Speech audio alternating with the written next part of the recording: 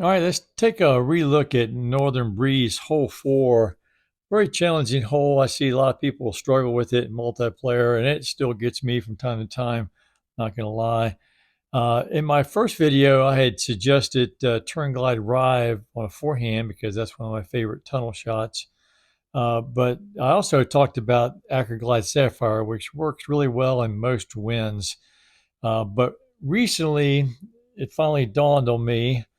I'm a slow learner sometimes, apparently, that the backhand line in all winds is not the most efficient because it will sometimes end up with you being OB down near the train depot or whatever it is there.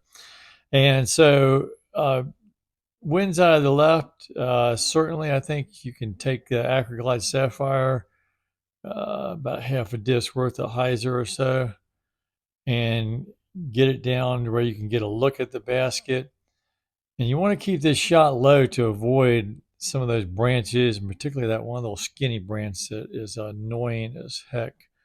But 55 feet there, so that's pretty good. But the wind I want is from the right.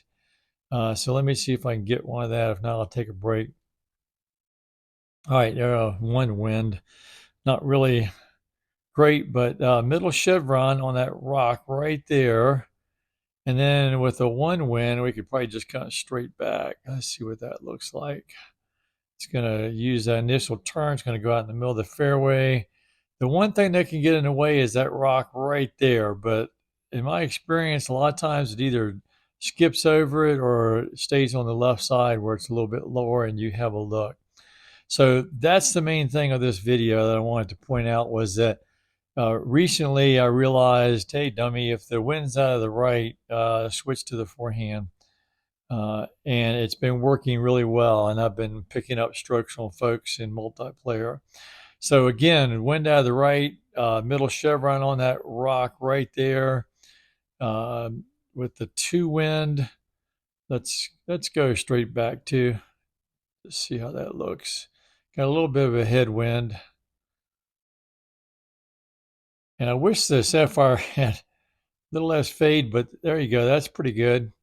82 feet may seem like a good little ways away still, but on this hole, if I can get within 100 feet, I feel like I've been successful with my drive and hitting a good landing spot. So that was what I wanted to point out. Any wind from the right, Acroglide Sapphire is probably your key forehand, and just practice it with the different winds, and hopefully you'll start getting birdies on this very challenging, very technical hole.